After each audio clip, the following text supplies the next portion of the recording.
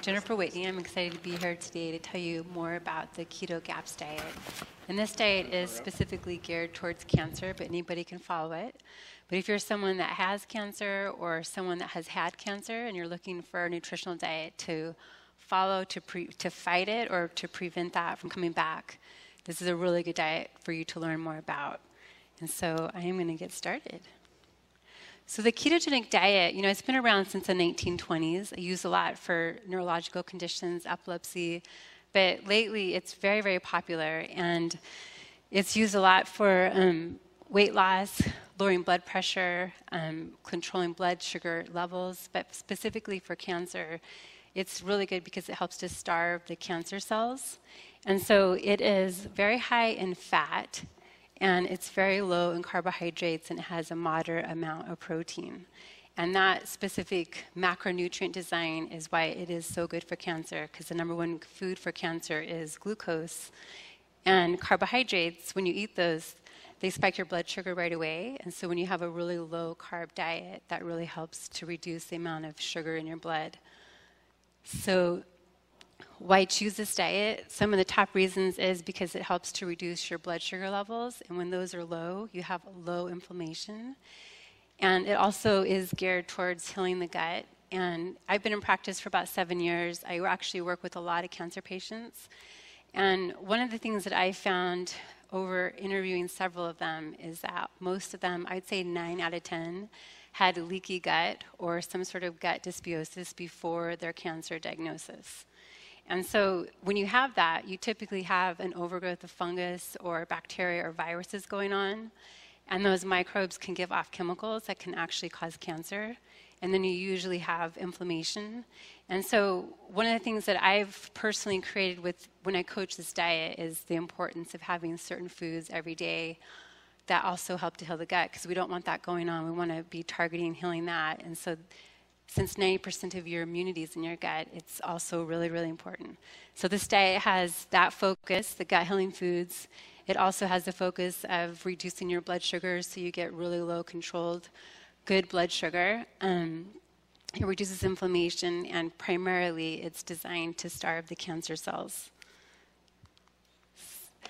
So how does this diet help to fight cancer? Well, when you're talking about a ketogenic diet, when you go into ketosis, all of your cells actually use glucose, which is sugar, for energy, and they're all able to switch over to ketones, and that's what your body makes when you're in ketosis. But cancer cells actually cannot use ketones for energy. So I'm hoping this makes sense. That it takes a couple of weeks to go into ketosis, and you usually want to use urine strips to test because your body will pass ketones, because the primary fuel source is glucose, which is sugar. But when you follow this type of macronutrient breakdown, your liver starts to use fat for fuel instead of glucose, and then the body starts to produce ketones. And so as the cells switch over to using those ketones for energy, the cancer cells cannot, because they have broken mitochondria. I'm not sure if you know what that means, but the mitochondria produce about 90% of the energy in your cells. So to really break it down, it starves the cancer cells and hopefully cuts off, the food if you have tumors growing and stuff like that. So let me switch to the last slide here. There's a couple studies done. There was a study done at the National Cancer Institute that found out of 1,011 patients, those with advanced colon cancer who had the highest glycemic load, meaning they ate the most carbohydrates, were twice as likely to have their cancer returned, and actually the majority of them died. Out of 343, 262 of them died. And so when I say carbohydrates, what I'm talking about is white bread, crackers, chips, the majority of what most Americans eat, fast food, white potatoes. And the glycemic index is designed from 1 to 100. Sugar is 100. And so on the ketogenic diet, we want them to eat very low carb and complex carbs, more like nuts, raspberries, berries, the foods that are about 35 to 1, closer to 1. So that's considered low glycemic, if that makes sense. So it's really, really important that if you have sugar, even if you're not on the ketogenic, if you have cancer, even if you're not following the ketogenic diet, that you come off of sugar and you really reduce your carbohydrate load. All right, so the macronutrient breakdown to get really specific for the ketogenic diet is about 5 to 10% of your diet is carbohydrates. So that's really between 20 to 50 grams a day of carbohydrates that you get to eat. But that can vary per person. And so once you go into ketosis, what I recommend to my clients is they get what's called a ketone blood meter. And then they check their blood a couple times a week to make sure they're in ketosis. And those carbohydrate, that can vary a little bit per person, if you're working out. It just kind of varies. That's why the coaching and the individual guidance is so important to have. And then when it comes to the fat, you get to have a lot of fat. And so actually this diet is really fun and it tastes good because who doesn't love fat, right? Like butter. And a lot of people are confused with fat because they're, being told to eat a lot of fat. And so we kind of have grown up in a fat-starved society. And they don't understand that actually healthy fat is really, really good. It does not feed cancer cells. It actually helps you to feel full so that you don't have those cravings and that you're more, you're fuller longer. Your brain is 60% fat. Your nervous system needs fat, and it's one of the top things that actually helps to heal the gut, fat and protein. So it's a big, really important thing on the ketogenic diet. And the type of fats that we really recommend, are coconut oil, MCT oil, organic grass-fed butter, avocado oil, things like that. And we really want you to come off of those rancid inflammatory fats like margarine, hydrogenated fats, canola oil. Canola oil is actually genetically modified and it's very inflammatory. And inflammation is at the root of cancer. So our goal is to really reduce inflammation. So we get specific on the keto diet with what you really eat. When I coach, I actually print everything into a program and I meet with my client and I break it down to the specifics. And then usually if they're having, just a second. Was I on the fat? I wanted to finish with protein.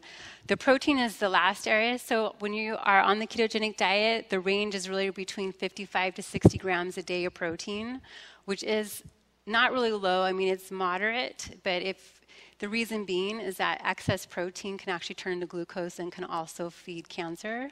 So we really monitor the protein. And if you have cancer, we want to really be careful what kinds of protein you're eating.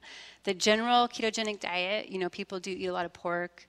They eat a lot of, meats, like red meats and stuff. With cancer, you want to watch that because iron can feed cancer. So I tend to recommend a lot more with people. I want them to eat more of the wild-caught fish like king salmon, halibut, cod, sardines, sprouted nuts, nut butters, eggs, organic free range. But we want to be careful because we don't want to feed the cancer, and so we really monitor the protein, but you do need to have, good sources of protein. If you're working with someone and getting it individualized, that's what is really nice, because when I meet with my clients, I can talk to them, ask them, how are you feeling? Are you working out a lot? And then we can kind of adjust it. But we're going to be checking that with that blood ketone meter a couple times a week, so we'll really get a feel for what your individual macronutrients can be to keep you in ketosis.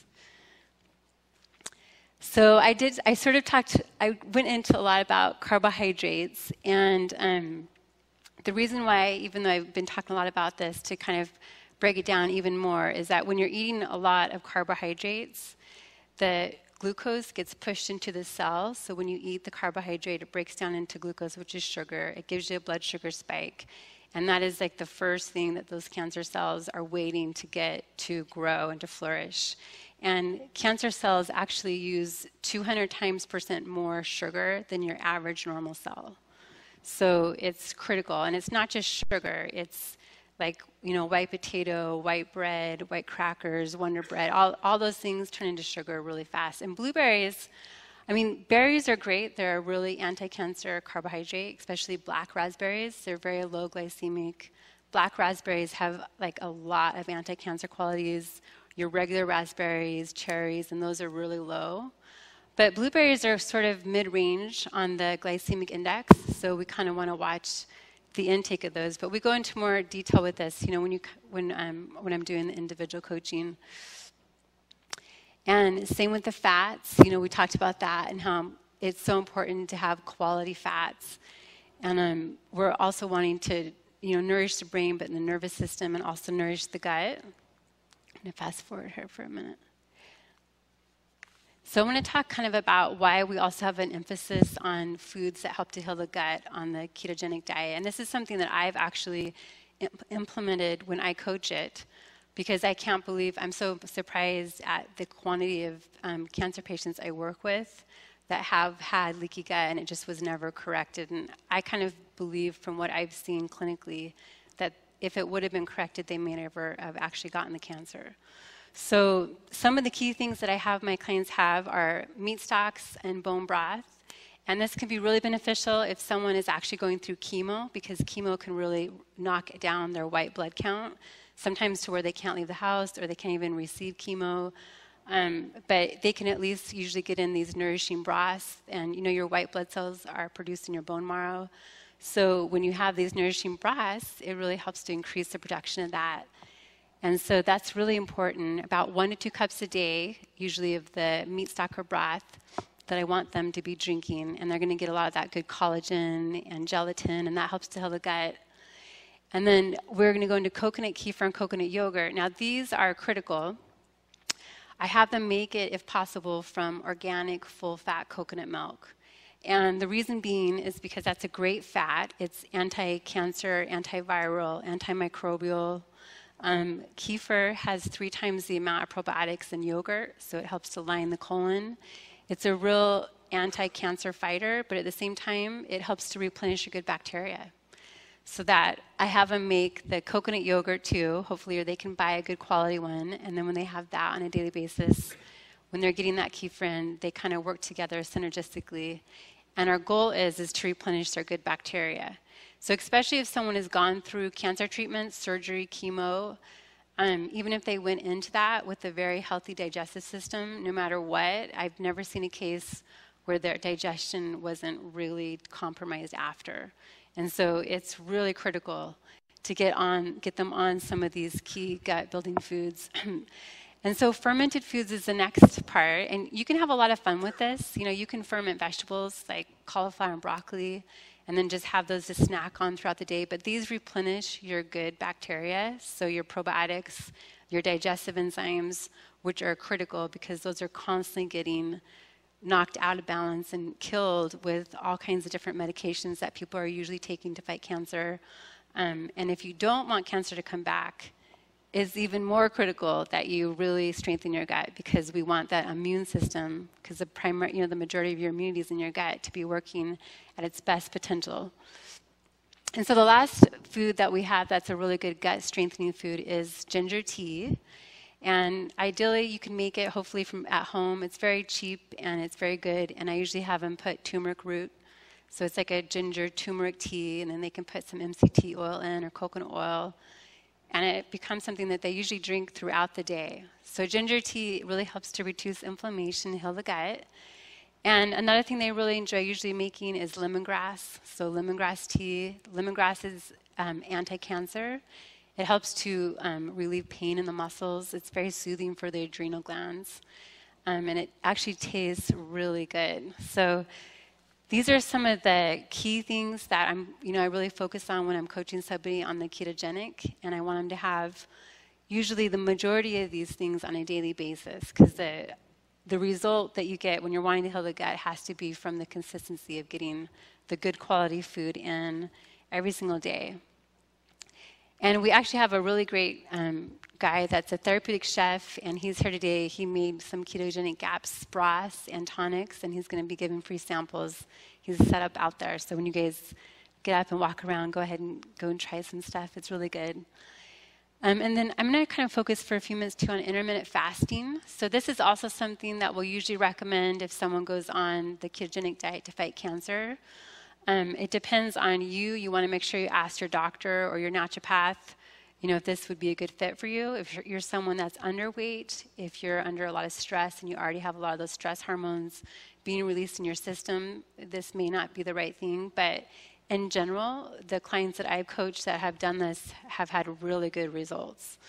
And you can do intermittent fasting in different ways. You can do it where you eat you know, your normal foods for 5 days straight, and then you eat about 600 calories for 2 days after that. Or you can just do it where you skip a meal, say eat breakfast, then you're going to skip lunch, and then you'll eat dinner. So you can do like a 6-hour, 12-hour fast. But what it does is it really helps to control your blood sugar levels, and so it helps to reduce inflammation.